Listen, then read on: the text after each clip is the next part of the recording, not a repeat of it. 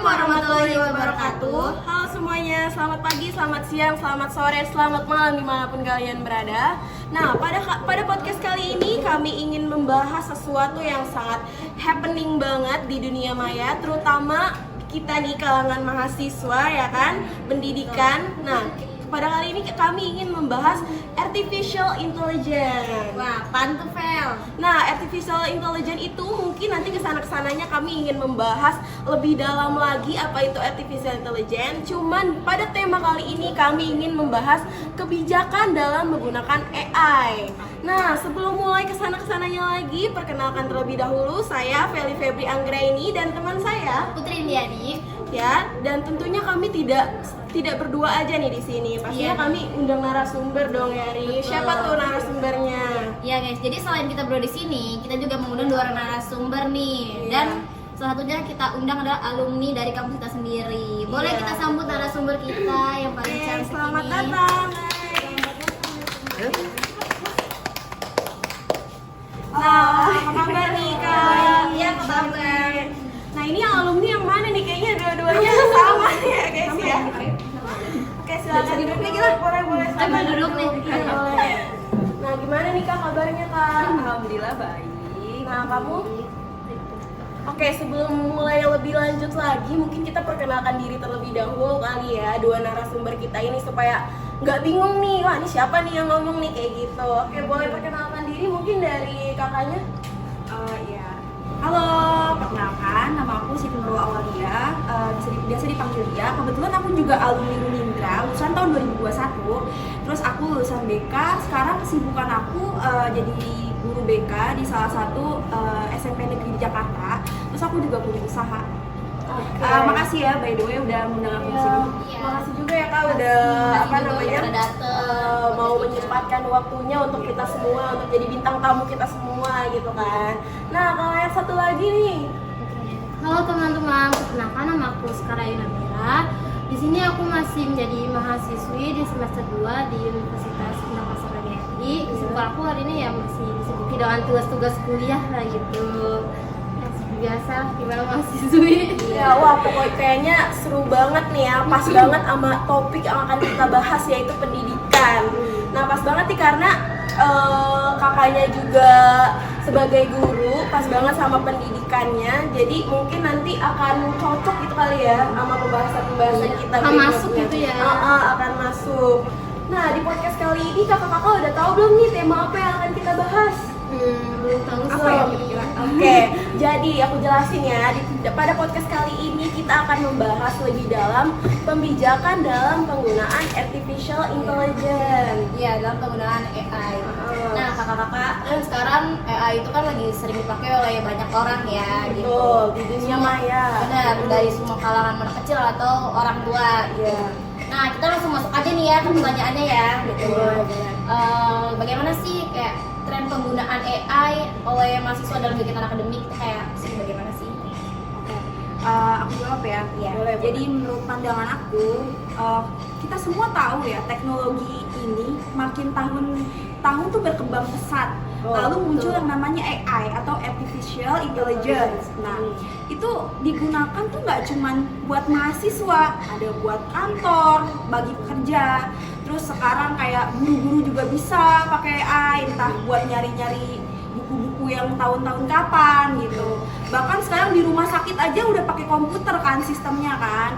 Nah, kalau misalkan menyangkut pendidikan, bagi aku tuh bener-bener manfaatnya tuh bagus banget.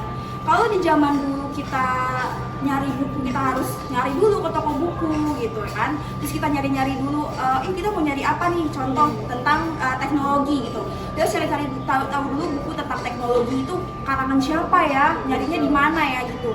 Nah, karena AI itu, karena dari teknologi kita bisa nyari di komputer buku apa yang kita mau, judulnya apa, karangan siapa, semua tuh langsung ada. Nah, jadi kalau mudah gitu.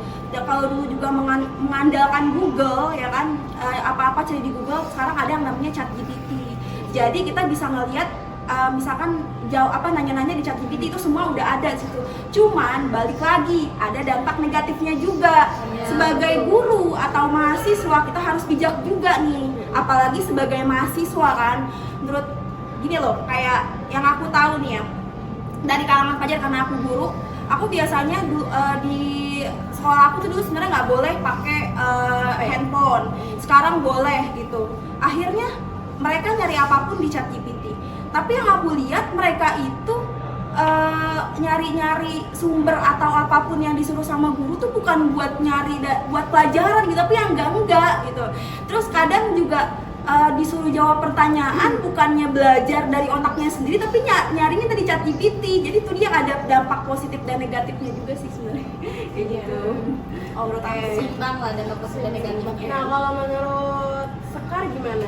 Kalau aku sih sependapat sama kakak ya. Iya. Jadi buat yang kayak mahasiswa-mahasiswa itu tuh pemakai ChatGPT itu jangan merasa aman dulu kan, karena sudah gampang kan, karena banyak juga kampus dan dosen yang tahu ChatGPT dan memperhatikan setiap pencarian ChatGPT lah, kayak penggunaannya di kalangan Jadi kan kita sebagai mahasiswa juga kamu kan nggak bisa ngeliat kemampuan kamu Iya, kalau benar. misalkan apa-apa ngeliat itu gitu. Cuman emang bagus sih kita bisa ngeliat ya kan. Jadi tapi balik lagi kita pun sebagai mahasiswa nggak tahu gitu kemampuan kita tuh sampai mana gitu, Iya. karena dikit-dikit cari gitu nggak sih ya kan? Karena jawabannya langsung ada, Iya. ya kayak ada usaha gitu ya. Jadi Iya. kayak buat berpikir malas gak sih? Benar, Kalau benar. misalnya dipakai, sebenarnya teknologi AI ini bisa dipakai kalau misalnya di waktu yang tepat gitu loh. Iya. Jadi kalau misalnya pemakaiannya yang bijak juga itu oke.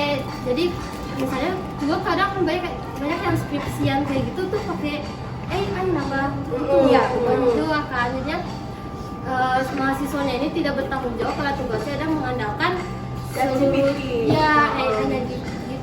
Ini by the way, ChatGPT itu salah satu aplikasi dari artificial intelligence ya. Iya. Benar. Dan yang emang paling sering dipakai sama orang-orang tuh ya ChatGPT Iya. ya kan.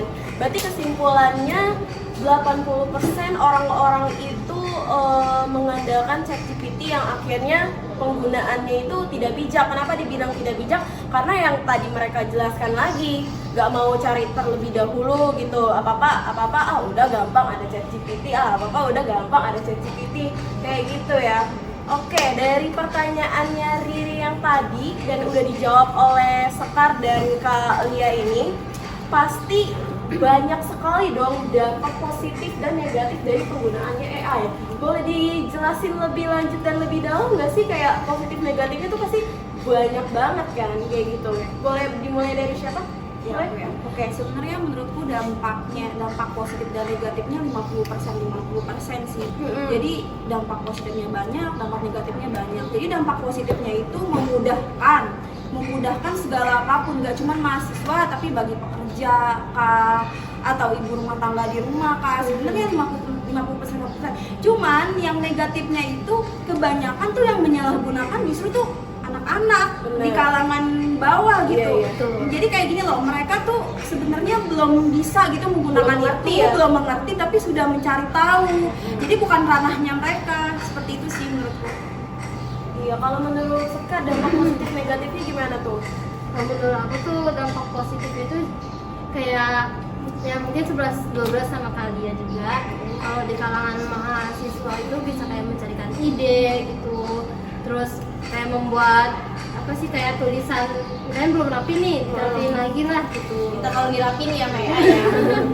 Iya pokoknya dalam sesuatu itu bisa diurus dengan gampang tuh dengan ChatGPT gitu. Iya. Nah, kalau misalnya dampak negatifnya itu mungkin lebih kayak mahasiswa ini cenderung lebih lemah dalam berpikir menggunakan otaknya sendiri. betul. Sih, Setuju banget sih. Seperti tadi yang dibilang, jadi dia nggak tahu kemampuan itu sampai Kemampuan, mana iya. gitu.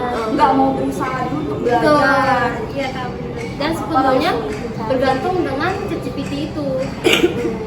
Oke, baik.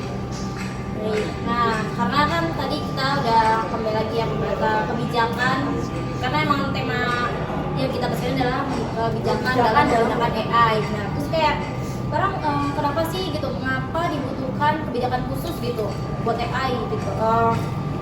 Kebijakan khusus dalam penggunaan AI oleh mahasiswa gitu. Kenapa sih harus dibutuhin itu? Kalau menurut aku, karena aku pernah kuliah, kalau menurut aku itu benar-benar harus ada kebijakan khusus. Karena waktu zaman aku itu cuma mengandalkan Google, tapi tuh Google yang aku tahu kayaknya kalian juga tahu deh, nggak sepenuhnya benar.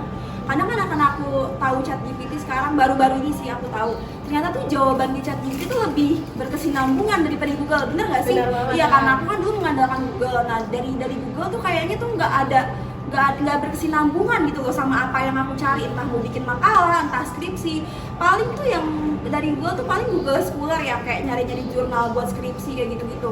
Nah sekarang kalau kata aku harus diadakan kebijakan. Kenapa? Contoh seperti ini, presentasi, terus nyari jawaban, entah nyari apapun dari AI, dari ChatGPT maksudnya. Nah padahal kan dulu zaman aku itu aku pasti bisa jawab, pasti bisa presentasi. Karena apa? Karena makalahnya aku yang buat sendiri. Kadang nggak nyari-nyari di buku, itu pun nggak semua harus benar-benar kita kopas dong dari buku. Jadi dari otak kita sendiri. Jadi gara-gara itu setelah kita presentasi kita ngerti nih apa yang akan kita paparkan. Sedangkan yang aku lihat sekarang anak-anak nih kayaknya oh ya udah bikin aja kata-katanya dari ChatGPT, kan tinggal kopas gitu. Jadi kalau menurut aku ya mungkin bagi nanti yang jurusan siber informasi atau teknik informatika, kalau kalian bikin startup, nanti kalian bikin aplikasi buat pendidikan, saranku mendingan dipakein jarak usia gitu. Jarak usia dari KTP atau mata itu kan kelihatan ya umurnya berapa. Jadinya ketahuan nih, oh dia masih umurnya segini. Berarti nanti batas pencariannya jangan sampai ke luar-luar gitu. Iya, kemana-mana ya. Iya, jadinya mereka nyari apa-apa, oh ya udah yang sesuai itu aja. Jadi mereka bisa mikir sendiri. Terus sih. Iya. Setuju banget sih kayak kalau kayak gitu. Terus mungkin ya balik lagi sih, kalau buat pendidikan entah mahasiswa, entah guru, ya itu kebijakan dosen atau gurunya masing-masing. Gimana caranya biar peserta didiknya paham sama apa yang mereka pelajari. Tuh, jadi guru juga ibarat kata jangan apa-apa, coba kalian searching dulu Iya, apa-apa, kayak mungkin lama-lama bisa dibilang Sebenarnya itu kan berawal dari kurikulum 2013 Dari kan, Kurtilas. di mana guru Mahasiswa. itu nggak bisa ngerangin, tapi tuh semua tuh yang nyari per bab peserta didik gitu, nyari nanti dibikin kelompok presentasi itu sebenarnya bagus. Cuman balik lagi karena AI itu yang semakin pesat, akhirnya nyarinya tuh yang enggak gitu loh, ya kan? Akhirnya bukan yang ngerti, gurunya cuman duduk gitu kan, bukan yang ngerti peserta didiknya malah nyari-nyari di situ. Akhirnya ujung-ujungnya nanti pas ujian, padahal itu kan yang dipaparkan sama dia nggak ngerti gitu. Iya. Nah, kalau menurut Sekar kayak gimana? Kalau menurut aku ya Sebenarnya tadi udah cukup terjawab sih, cuman aku pengen denger aja dari kamu tuh gimana gitu.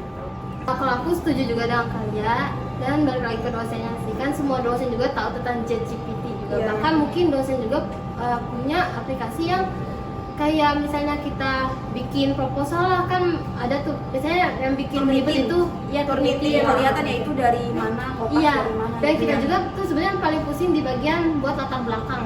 Kan kebanyakan juga kayak gitu. Jadi Iya, karena latar belakang itu mempengaruhi semua makalah. Iya. Nggak ada rumusan masalah, nggak ada tujuan penulisan, nggak ada bab 2 kalau nggak berkesinambungan sama Iya. latar belakang. Berkesinambungan. Itu jadi deskripsi juga dibahas gitu. Jadi kalau menurut aku sih kayak ChatGPT ini memang 50-50 juga sih. Kalau misalnya penggunaannya bijak juga, itu bisa bagus banget, bermanfaat juga buat kita. Bisa bermanfaat, ya. Nah kalau misalnya ke sisi negatifnya juga sih sebenarnya banyak. Soalnya aku juga pernah ngalamin juga kan kayak ChatGPT gitu. Kan semua orang pasti Semua make orang, ya. iya, semua orang pasti Manusiawi make. sebenarnya. Manusiawi. Cuman ya tergantung kitanya aja gimana makanya. Kembali lagi sama tema kita, kebijakan dalam menggunakan AI. Oke, tadi yang Riri tanyain itu kan tentang di kalangan mahasiswa ya.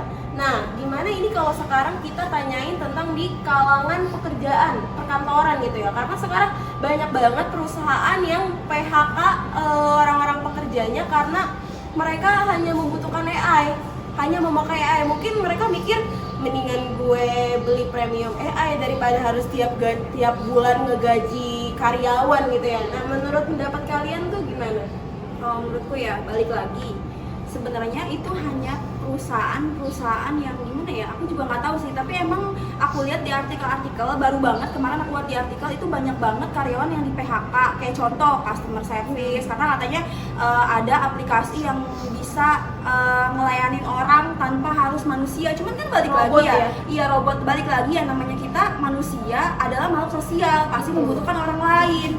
Kan otak manusia sama otak robot beda kan. Nah itulah, jadi gini loh, kalau kataku nanti kalian bahkan akan jadi pekerja kantoran, entah di kantor mana pasti kerja dong.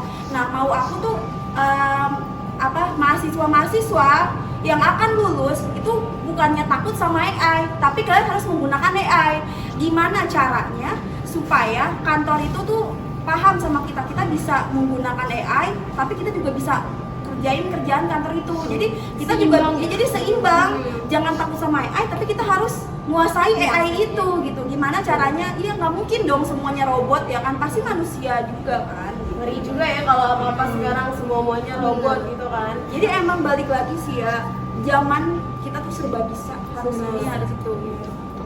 Nah kalau menurut Sekar, Kalau menurut aku sih kayak AI ini bukan termasuk definisi melarang total ya, tapi bagaimana cara kita semaksimal mungkin memakainya gitu. Nah itu juga kata kalian kayak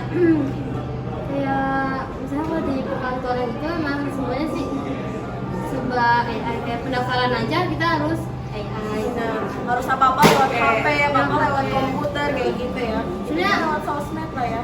Nah sebenarnya aku boleh cerita sedikit gak sih dari Boleh pengalaman? banget, boleh banget. Jadi sebenarnya ada pas itu aku KTP aku kan lagi bermasalah kan. Heeh. Nah aku tuh harus ke Dukcapil yang di Bogor. Iya. Nah itu tuh loginnya tuh emang harus pakai website kan, pakai Oh. website. Nah sampai sekarang itu tuh aktivasinya tuh aku belum kekirim loh dari email, belum kekirim, dan bahkan aku banyak dapat dari kan semua orang kan mendukung lu kan, maksudnya pada nanya lah gitu kan. Ada bapak-bapak dia tuh pengen melamar kerja, jadi KTP-nya yang asli itu tuh hilang.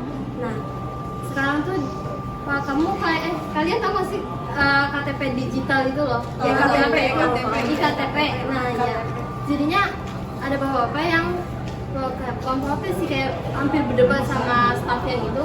Dia tuh minta fisiknya gitu loh. Padahal kan nggak bisa kan. Nah, itu sebenarnya tuh kalau AI itu mungkin ruginya di situ sih, karena kan banyak pelamar juga yang masih membutuhkan bukti fisik gitu loh. Apalagi yang gaptek kali ya.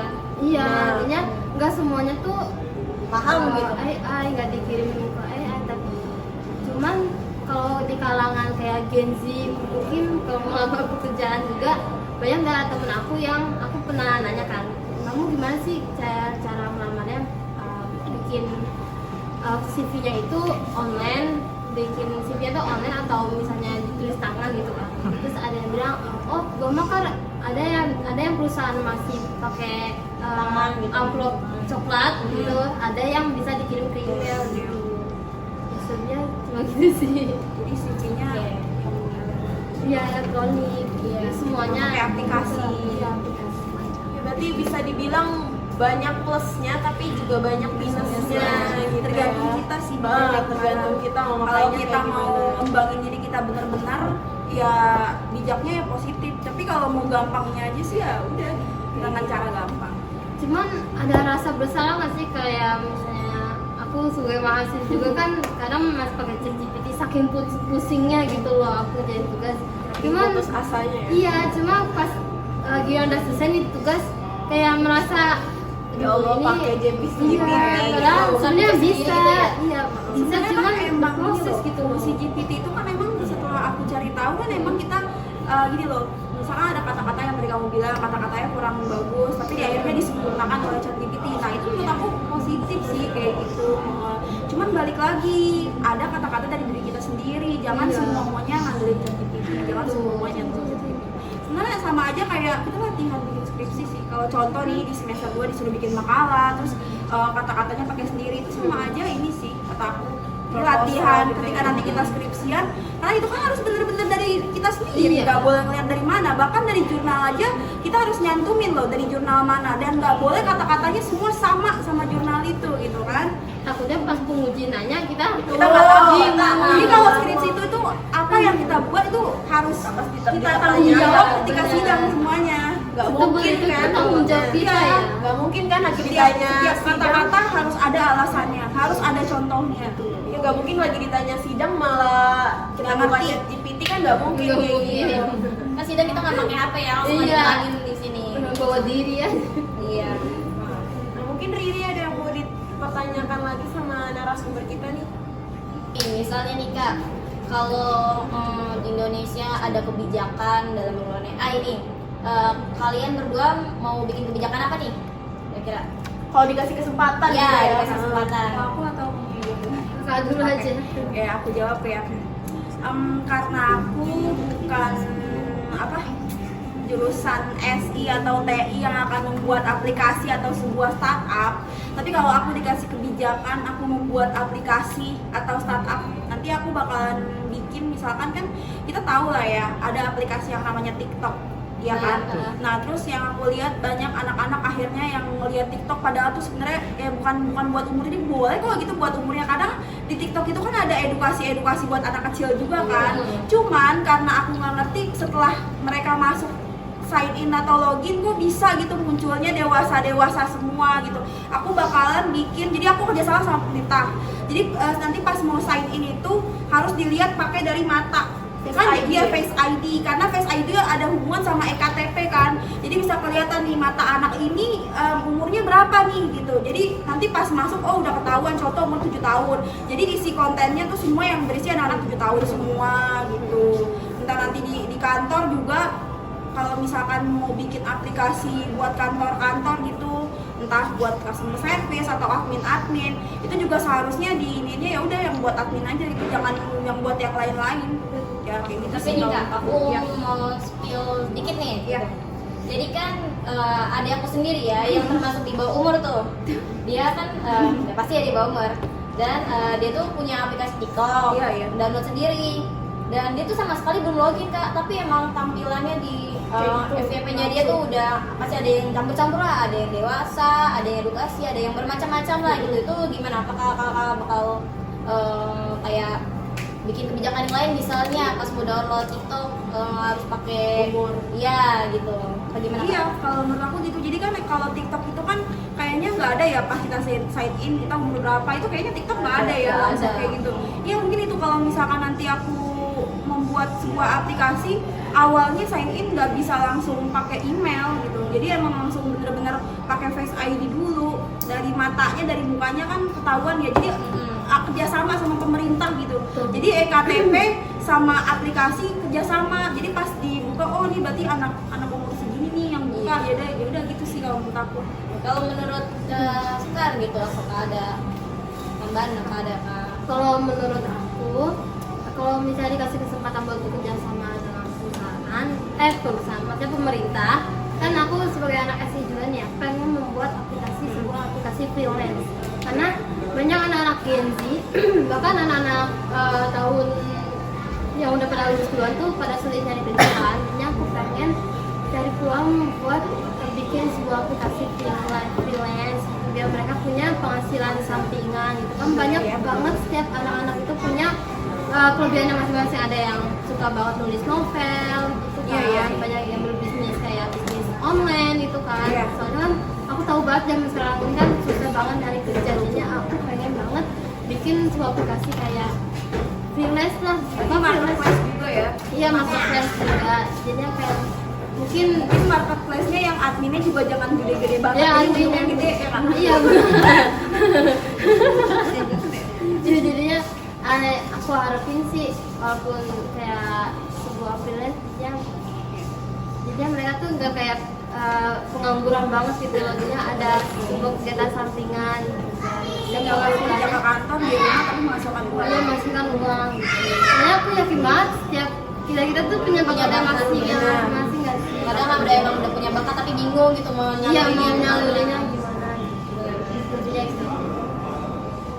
Oke, kayaknya mungkin itu aja pertanyaan yang kita tanyain. Nah, dari kakak-kakak sendiri kayak pengen nambahin sesuatu atau ada suatu hal yang pengen diomongin lagi nggak dari diri sendiri gitu, atau pengen menyampaikan apa gitu, boleh. Oke, ini kan temanya karena ChatGPT, kebijakan ChatGPT GPT sama mahasiswa kan.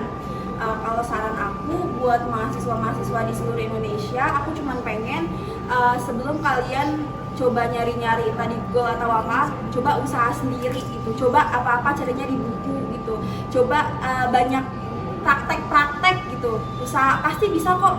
Karena sebenarnya balik lagi yang tadi dibilang, setiap manusia tuh nggak ada yang terakhir bodoh gitu, semua tuh pintar kalau kita berusaha, kalau kita ada kemauan sebenarnya bisa gitu. Karena aku tuh ngelihat di sekeliling aku ya kayak sangat disayangkan banget. Kalau zaman dulu tuh aku kayak sedih banget, aduh takut supaya dulu tuh aku pas kuliah tuh aku hari Minggu, aku udah deg-degan, aduh ketemu Pak ini lagi nih hari Kamis ini, aduh ketemu Pak ini lagi suruh maju lagi gimana, aduh gua gak ngerti gitu kan. Cuman ya itu, tapi gara-gara itu tuh aku jadi tertantang, oh aku jadi bisa ngomong di depan semua orang, oh aku jadi bisa public speaking, oh aku jadi nggak malu nih ketika aku ketemu teman-teman aku yang sebenarnya jurusannya tuh bukan tentang aku, jadi tuh aku kita jadi sharing, tukar-tukar ilmu, wawasan gitu. Jadi tuh latihan, jadi tuh nggak cuman dari mengandalkan ChatGPT atau melihat apa-apa lihat Google atau lihat Google gitu. Balik lagi, nanti ketika kalian skripsi, kalian membuat suatu karya ilmiah, kalian melakukan penelitian itu atas nama kalian sendiri. Kalian membuat penelitian. Nah, lalu oke lah ya, karena dosen kalian tuh kenal sama kalian dilulusin dengan hasil yang bagus. Tapi ketika kalian di perusahaan, nanti kalian ditanya pas interview, emang sih semua nggak interview, nggak semua ditanya kayak gitu, pasti ditanya kamu kamu jurusan apa, contoh sistem informasi, membuat rancangan apa kok gini, oh berarti kamu bisa kayak gini dong. Akhirnya kita gua kan nyontek ya, ini gimana gitu kan, dan bahkan di tes juga nggak sih? Di tes kayak gitu, jadi kayak gitu. Apalagi di zaman sekarang yang apa-apa harus serba bisa. Jadi intinya berusaha, karena kita nggak ada yang bodoh. Bermanfaat juga mungkin buat kita nanti kalau misalkan contoh kita lagi interview, lagi apa, saya udah pernah melakukannya sebelumnya kayak gitu.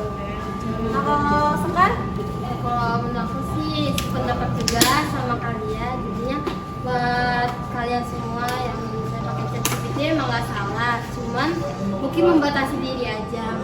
Mungkin kalau misalnya mengandalkan diri sendiri mungkin nggak secepat teknologi kan, karena kita juga berbeda sama teknologi, dan jangan disamain. Intinya walaupun kita mungkin step by step pasti bisa kok. Tapi ada manfaatnya sih kalau nyari sendiri ya, jadi kita tahu jawaban dari sana, dari sini, dari situ. Karena kalau dari GPT langsung satu aja gitu.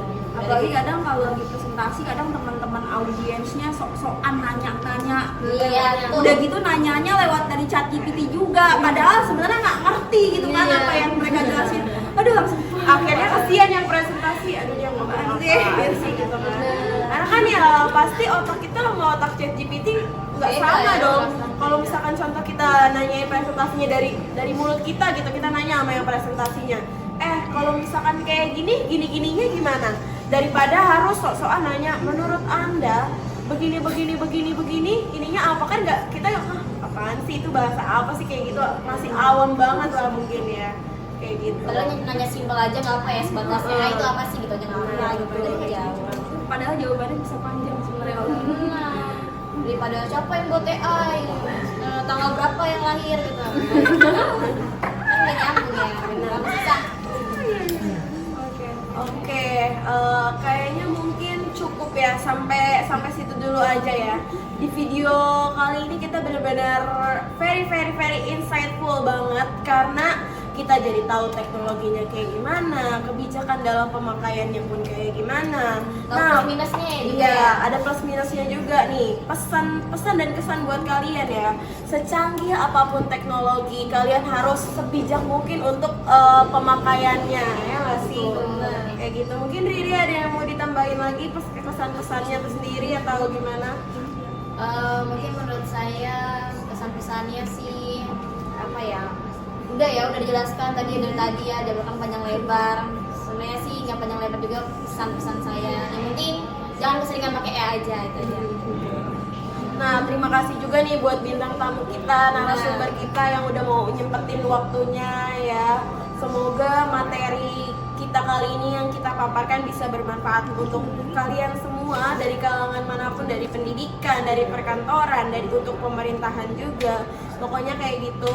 Semoga apa yang kita ucapkan bisa bermanfaat untuk kalian semua.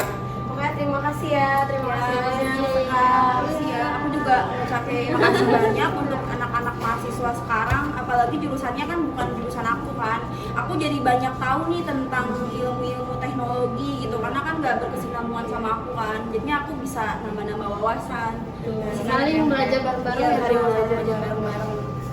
Oke, mari kita akhiri pada podcast kali ini. Terima kasih. Wassalamualaikum warahmatullahi wabarakatuh.